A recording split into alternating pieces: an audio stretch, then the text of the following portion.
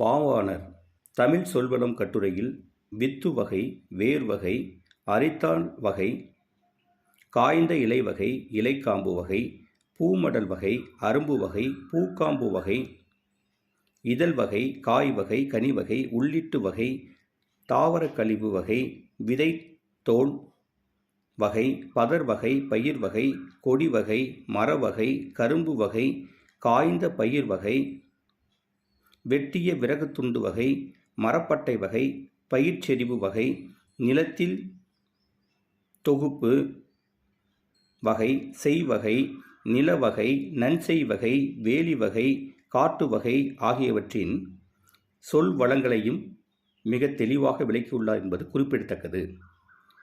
மொழி ஞாயிறு என்று அழைக்கப்படும் தேவநேய பாவனாரினுடைய சொல்லாய்வு கட்டுரைகள் நூலில் உள்ள தமிழ் சொல் வளம் என்னும் கட்டுரையின் சுருக்கம் நமக்கு பாடமாக இடம்பெற்றுள்ளது என்பதை நீங்கள் நினைவில் நிறுத்திக் கொள்ள வேண்டும். இக்கட்டுரையில் சில விளக்க குறிப்புகள் மாணவர்களுடைய புரிதலுக்காக சேர்க்கப்பட்டுள்ளன.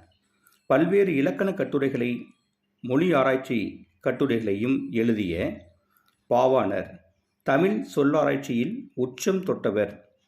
செந்தமிழ் சொற்பிறப்பில் அகர முதலி திட்ட இயக்குநராக பணியாற்றியவர். உலக தமிழ் கழகத்தை நிறுவி அதற்கு தலைவராக விளங்கிய சிறப்பு பெற்றவர்.